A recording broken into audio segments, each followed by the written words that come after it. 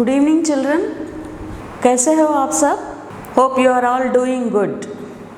So today we are going to learn 5th class Hindi lesson 5, धर्म बुद्धि और पाप बुद्धि. धर्म बुद्धि माने अच्छी सोच, पाप बुद्धि माने बुरी सोच. सो इस कहानी में दो मित्रों की मित्रता के बारे में बताया गया है. एक धर्म बुद्धि है और दूसरे का नाम पाप बुद्धि है. तो आप सब लोग इस कहानी को ध्यान से सुनिए, क्योंकि पाठ के अंत में जो पूछे गए प्रश्न जो भी हैं इस कहानी के बीच में से ही पूछे गए हैं. इसीलिए आप सब लोग इस कहानी को ध्यान से सुनिए. धर्म बुद्धि और पाप बुद्धि. एक गांव में धर्म बुद्धि और पाप बुद्धि नामक दो मित्र रहते थे. नाम के अनुसार धर्म बुद्धि धर्म के रास्ते पर चलता था, एक सच्चा और ईमानदार था. पाप बुद्धि अधर्म के रास्ते पर चलता था, एक बुरा और बेईमान था. तो यह दो मित्रों की कहानी है, धर्म बुद्धि और पाप बुद्धि. धर्म बुद्धि एक ऐसा इंसान था, उसके नाम के अनुसार वह हमेशा धर्म के रास्ते चलता था, हमेशा सच ही बोलता था और ईमानदारी से रहा करता था. ईमानदारी माने ऑनेस्ट. उसी प्रकार पाप बुद्धि जो है वह बेईमान था, वह हमेशा दूसरों के बारे में बुरा ही सोचता था. तो एक दिन पाप बुद्धि अपने मित्र के पास आया. अपने मित्र के पास आया. उसने कहा, भाई धर्म बुद्धि, हम दोनों किसी शहर में जाएंगे, वहाँ व्यापार करके कुछ धन कमाएंगे. एक दिन पाप बुद्धि अपने मित्र धर्म बुद्धि के पास आकर कहता है कि मित्र, हम दोनों किसी शहर में जाएंगे. शहर यानी सिटी. जाकर वहाँ व्यापार करेंगे. व्यापार किसे कहते हैं? व्यापार यानी बिजनेस.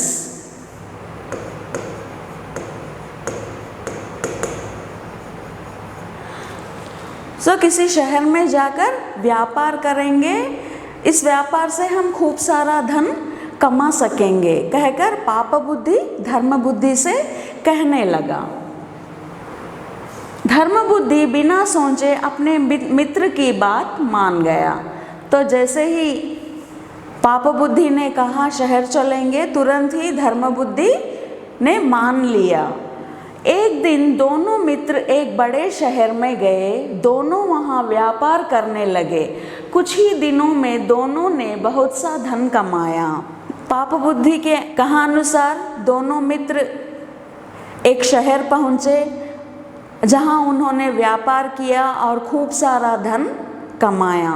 दोनों मित्र गांव की ओर लौट पड़े. फिर उन्होंने सोचा कि अब वापस अपने गांव लौटेंगे, कहकर वे सोचने लगे, क्योंकि अब खूब सारा धन उनके पास आ गया था, तो वे अपने गांव लौटना चाहते थे. उसी प्रकार वे दोनों गांव की ओर लौट पड़े.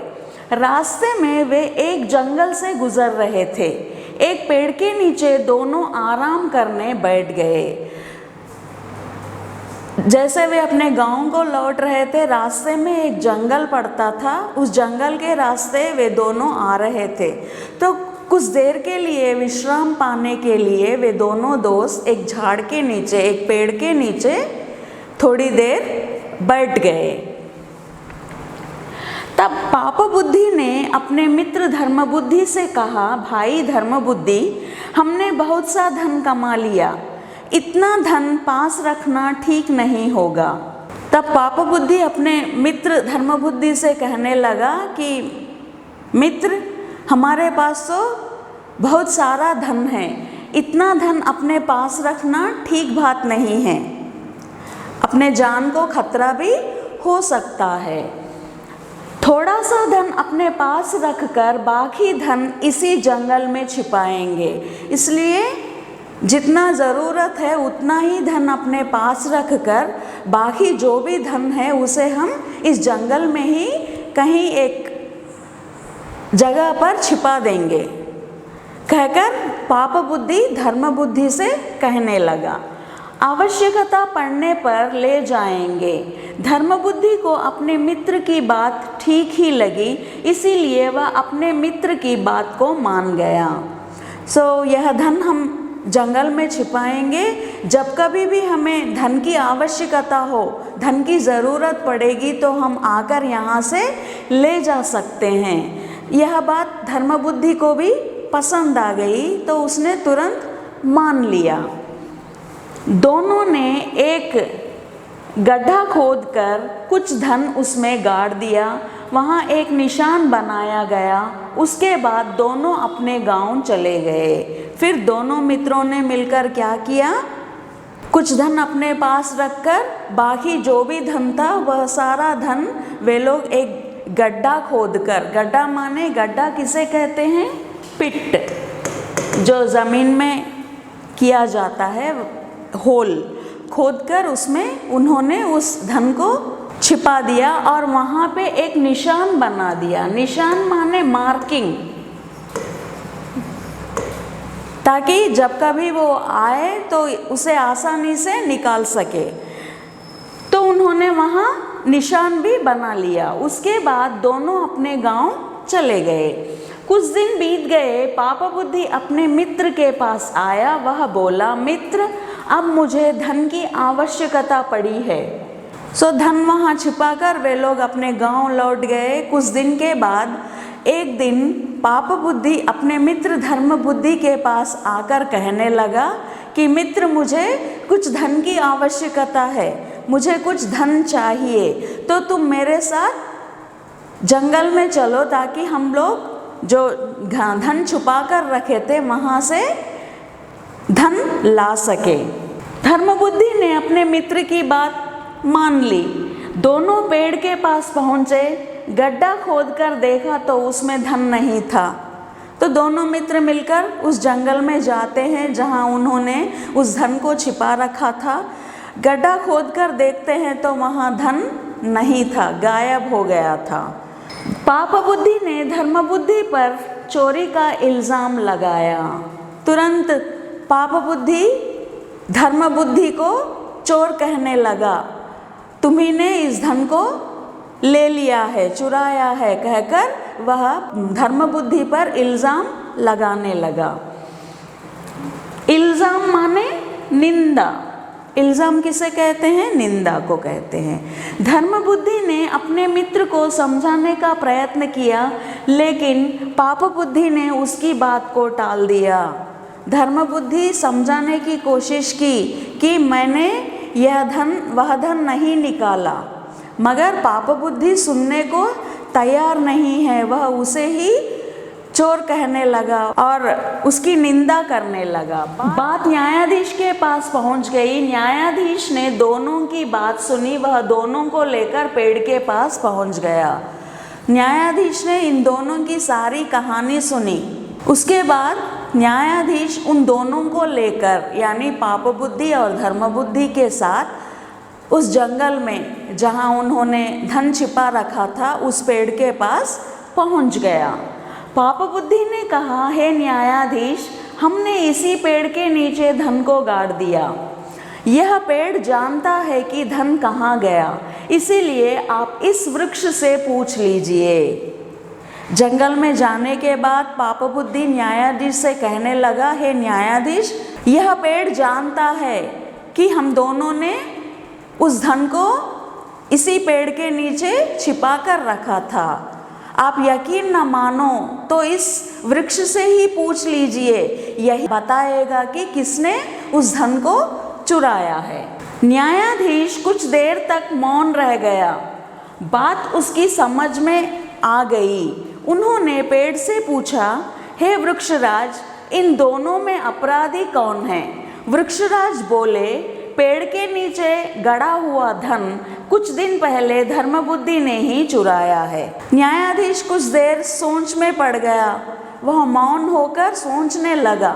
फिर उसने उस पेड़ से पूछा कि हे वृक्षराज, बताओ किसने उस धन को चुराया?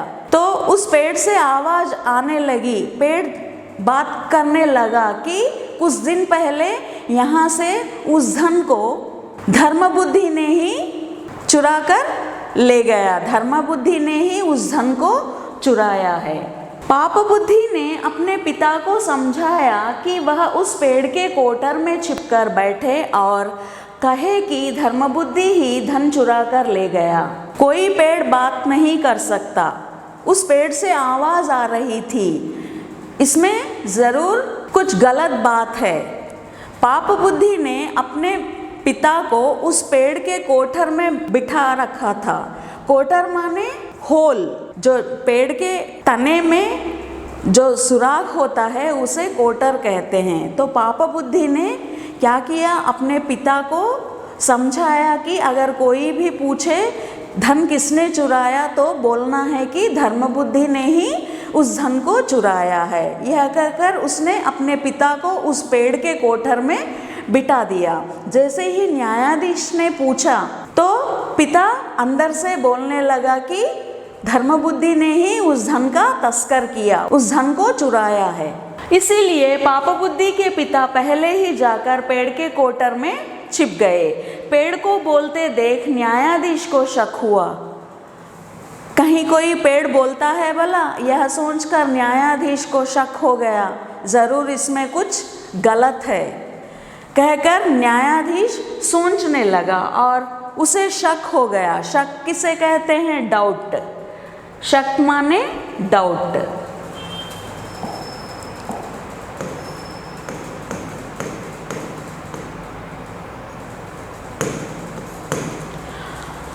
तो उसने धर्मबुद्धि से पेड़ में आग लगाने को कहा। जैसे ही न्यायाधीश को शक हुआ तो उसने धर्मबुद्धि से कहा कि उस पेड़ में आग लगा दिया जाए, उस पेड़ को जला दिया जाए। धर्मबुद्धि ने लकड़ियां लाकर पेड़ में आग लगाई। आग माने आग किसे कहते हैं? फायर। तो न्यायाधीश के कहते ही धर्मबुद्धि ने क्या किया, लकड़ियां चुन लाकर उस पेड़ में आग लगा दी। पेड़ जलने लगा, धीरे धीरे आग फैलने लगी। पाप बुद्धि के पिता कोटर से बाहर कूद पड़ा। तो जैसे ही आग लग गई तो उस गर्मी को बर्दाश्त ना कर सके पाप बुद्धि का पिता, जो उस झाड़ के उस पेड़ के कोठर में छुपा था, वह बाहर कूद पड़ा। वह न्यायाधीश के पैरों पर गिर पड़ा। उसने अपना अपराध मान लिया। जैसे ही वह बाहर आया वह अपना अपराध मान लिया और न्यायाधीश के पैरों पर गिरकर क्षमा मांगने लगा कि मेरी गलती को माफ़ कीजिए, मेरे बेटे के कहानुसार मैंने यह सब किया है कहकर पाप बुद्धि के पिता न्यायाधीश के पैरों पर गिर पड़े। उसने कहा कि उसने ये सब अपने बेटे के कहने पर किया। तो ये जो कुछ भी उसने कहा था वह सब पाप बुद्धि ने कहने के लिए अपने पिता से कहा था। न्यायाधीश ने पाप बुद्धि और उसके पिता को सजा दी। तो न्यायाधीश ने क्या किया, पाप बुद्धि को और उसके पिता को दंड दिया, क्योंकि उन्होंने गलत काम किया था, उसके लिए उन्हें सज़ा मिली। सज़ा माने पनिशमेंट। सज़ा किसे कहते हैं? पनिशमेंट।